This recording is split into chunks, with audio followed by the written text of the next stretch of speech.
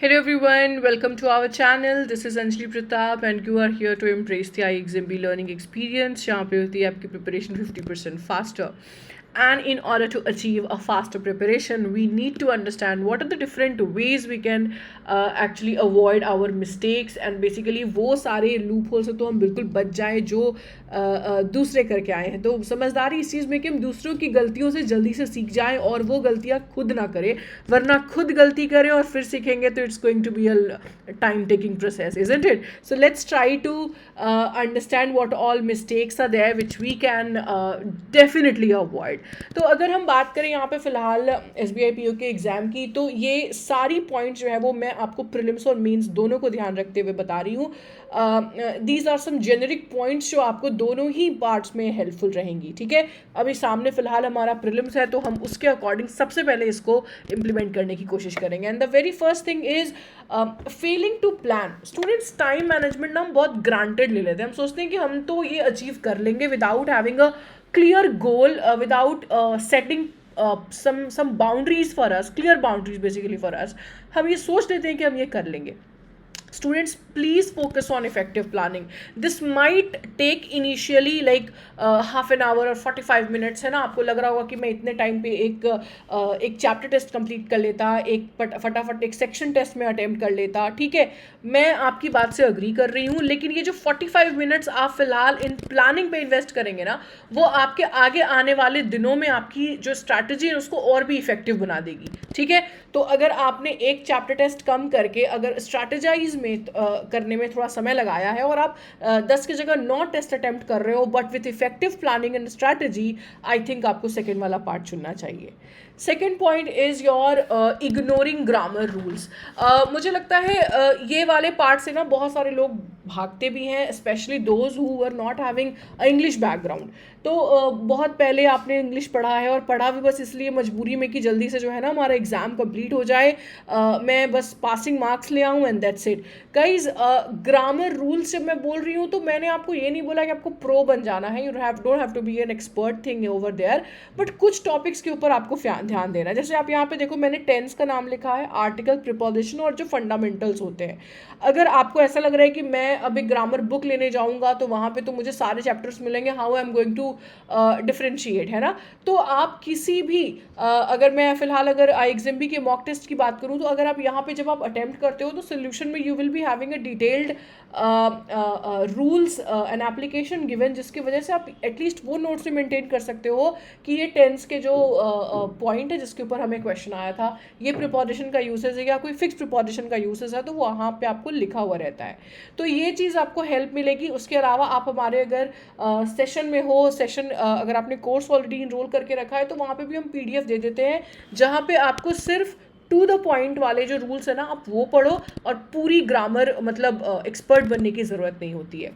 तीसरा मिस्टेक हो जाता है कि हम ना वोकैबुलरी को बिल्कुल ही ग्रांटेड ले लेते हैं और हम एकदम एफर्ट नहीं डालते अपनी वोकैब ठीक करने के लिए, ये मानकर कि एनीवेज जो हम पढ़ रहे हैं और जो एग्ज़ाम में वर्ड्स आएगा वो क्या ही गारंटी है कि वो सेम हो. Fine guys, I understood your point that वो मैच नहीं करेगा और प्रोबेबिलिटी भी जो है ना वो काफ़ी ज़्यादा है, ज़्यादा नहीं बनती है हमारी कि जो हम पढ़ रहे हैं वही वर्ड्स एग्जैक्टली आ जाएं. बट फिर कंटेक्चुअल वोकैबुलरी आपको वहीं तो हेल्प करेगी.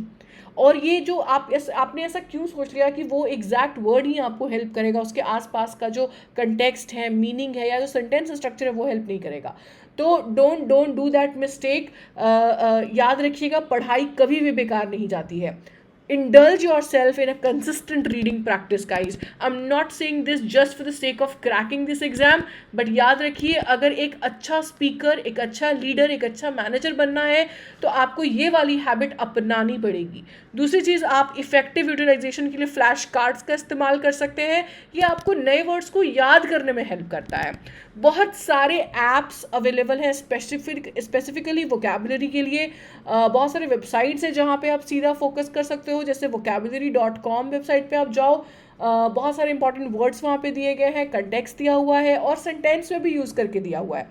तो आप जो टाइम आप स्पेंड कर रहे हो जैसे कि किसी और ऑनलाइन एक्टिविटी में, अगर आप उस चीज़ को लिमिट करके अपने उसी आधे घंटे के टाइम में से अगर 15 मिनट्स निकाल के अगर वो कैब को दे देते हो ना, तो that will help you in long run guys. ठीक है।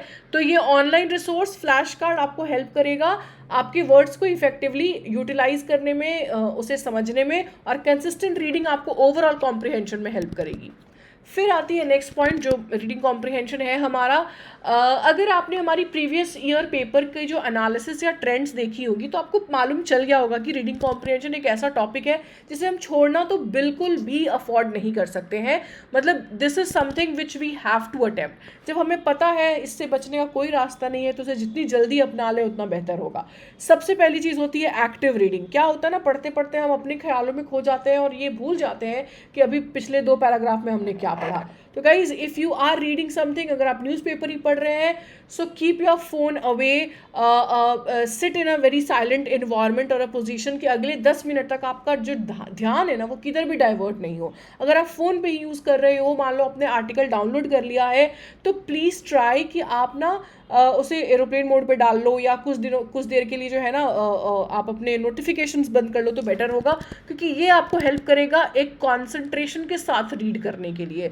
और समराइजेशन स्किल्स आपको हेल्प करेगी आपके मेन आइडिया को और भी ज़्यादा अच्छे से समझने के लिए, क्योंकि याद रखना बच्चों, जो अपना मेन आइडिया होता है ना पैसेज का, उसके ऊपर ही आपके 2-3 क्वेश्चन डायरेक्टली और इनडायरेक्टली दिए रहते हैं आपके एग्जाम में। फिर आती है बात इन्फरेंस स्किल की। इन्फरेंस स्किल मैं ये नहीं बोलूँगी कि आप 10 से 15 दिनों में जो है ना आप इसको मतलब इसे आप अक्वायर कर लोगे। ये वाला पार्ट पे थोड़ा समय लग सकता है आपको, बट अगर आपने 1 महीने अच्छे से कंसिस्टेंटली अगर चीज़ों को पढ़ा है, समराइजेशन किया है, तो आपकी इन्फरेंस स्किल यानी कि आपके ऑथर ने जो डायरेक्टली ना लिख के आपको इनडायरेक्टली हिंट किया है, उन चीज़ों को भी आप समझना शुरू कर देंगे। फिर आती है बात क्वेश्चन अटेम्प्ट करते वक्त ऑप्शन चुनने की। क्या होता है ना, हम डायरेक्टली आंसर चुनने लगते हैं जब हम श्योर नहीं होते हैं। याद रखिए, गेस करना बुरी बात नहीं है, बट इंटेलिजेंट गेस कैसे करना है ये आपको सीखना है over the period of time. हम बार बार इसलिए बोलते हैं आपको कि चैप्टर टेस्ट लगाओ, सेक्शन टेस्ट लगाओ या मॉक टेस्ट लगाओ, ताकि आप इन छोटी छोटी स्ट्रैटेजी पे काम करो जो आगे जाके काफ़ी बड़ी बनने वाली है। मतलब ये कि आउट ऑफ 5 ऑप्शन जो आपको दिए गए हैं ना, आप कई बार देखना बहुत आसानी से आप 2 से 3 ऑप्शन एलिमिनेट कर सकते हो क्वेश्चन एनालाइज करके। आप अपने पार्ट्स ऑफ स्पीच या जैसे अगर वोकैब के क्वेश्चन है तो उसमें वर्ड को एनालाइज करके अपने आंसर जो है वो एलिमिनेट कर सकते हो। तो इससे क्या होगा ना बच्चे, ये तो बहुत मुश्किल रहेगा बता पाना कि क्या मुझे बिल्कुल भी क्वेश्चन का आइडिया नहीं और फिर भी मेरे क्वेश्चन सही हो सकते हैं।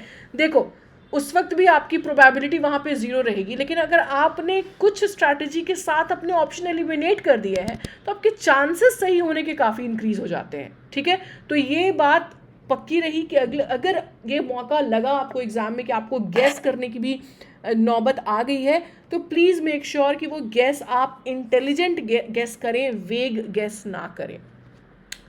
एंड आई थिंक ये मुझे बताने की ज़रूरत नहीं है, आप सभी बच्चे जानते हैं कि मॉक टेस्ट आपको कितना हेल्प करता है अपने परफॉर्मेंस को इवैल्यूएट करने के लिए और मल्टीफोल्ड अपनी परफॉर्मेंस इंक्रीज़ करने के लिए। ये क्या क्या आपको करेगा, क्या आपको अचीव करने में हेल्प करेगा बच्चे, आपके जो वीक एरियाज़ हैं उसके ऊपर आइडेंटिफिकेशन में हेल्प करता है। अकॉर्डिंगली आप अपने मिस्टेक्स एनालाइज की, जैसे मैंने अभी आपको बताया कि अगर आपके ग्रामर के मान लो 5 क्वेश्चंस गलत हो गए, तो यू नो ना after looking at the solution कि ये 5 रूल है जो शायद मुझे पहले से नहीं पता थे या मुझे पता भी थे तो मैंने अपनी सिली गलतियों की वजह से इसे फिर से गलत कर दिया। तो अपनी नोट्स में या जहाँ भी आप अपने नोट्स मेंटेन करते हो वहाँ पे उन 5 पॉइंट्स को ऐड करो ताकि एग्जाम के पहले आप उनको रिवाइज कर सको। ये याद रखिएगा, मॉक टेस्ट आपके लिए लास्ट में जो है ना बिल्कुल रामबाण की तरह काम करेगा। And last but not the least, again हम इसको काफ़ी ग्रांटेड ले लेते हैं कि हम ना एग्ज़ाम के पहले ना बहुत नर्वस हो जाते हैं। I can understand students that anxiety हमेशा किक इन वहाँ पे कर जाती है, बट याद रखिए वो एंग्जाइटी आपके पिछले पुराने दिनों की जितनी मेहनत है, महीने 2 महीने 3 महीने की, वो सब पानी फेर कर चला जाएगा। तो कोशिश ये करना है कि हम अपना काम एंड कंपोजर वहाँ मेंटेन करें। ये 5 मिनट का मेडिटेशन हो गया, 10 मिनट की डीप ब्रीदिंग हो गई, या एक हल्का सा 10-15 मिनट का आपने वॉक ले लिया, what ever works in favour of you, आप वो करो। लेकिन प्लीज़ मेक श्योर कि इन अ स्ट्रेच मुझे 5 घंटे नहीं पढ़ना है, मैं 1-1.5 घंटे के बाद एक छोटा छोटा ब्रेक लूँ ताकि मुझे ना एंग्जाइटी पे कंट्रोल रहे, मैं अपनी ब्रीदिंग पे कंट्रोल रख सकूँ और जो मैं स्ट्रेस के साथ जो गलतियाँ कर सकती हूँ वो मैं कम से कम अवॉइड कर सकूँ। तो क्या होगा ना, अब ऐसे ही आपके 1-2 मार्क्स यहाँ पे इंक्रीज हो जाएंगे। ठीक है, तो ये 7th point, do not forget to put more focus on that. आज के लिए इतना ही. आगे जाने से पहले आपको एक और बात बता दूं, those students who are looking for the mock test part, आप सीधा हमारी वेबसाइट पे आइए, वहाँ से आपको आपके SBI PO मॉक टेस्ट की जानकारी आपको और मिल जाएगी. सीधा मॉक टेस्ट लगाओ, क्योंकि अब तक अब जो हमारा समय आ चुका है एक्चुअली, वहाँ पे हमारा मॉक टेस्ट अब एक गेम चेंजर का रोल जो है वो निभा सकता है. आपको मैं आगे आने वाले सेशन से बताऊंगी मॉक टेस्ट एनालाइज कैसे करना है, आप कैसे iExamB की एनालिटिक्स को वहाँ पे इस्तेमाल कर सकते हो, कैसे अपने हर एक सब्जेक्ट का स्ट्रेंथ और वीक एरियाज आइडेंटिफाई करके अपने जो मार्क्स है वो इम्प्रूव कर सकते हो. बट फिलहाल आप हमारी वेबसाइट पे जाकर मॉक टेस्ट के बारे में और जानकारी पा सकते हैं. आज के लिए इतना ही रखते हैं. I hope this session will help you to understand वो मिस्टेक्स क्या क्या अवॉइड करने हैं. अगर फिर भी कोई भी सवाल आपके मन में है अभी भी, तो do not forget to ask that in the comment section. Bye bye everyone, take care.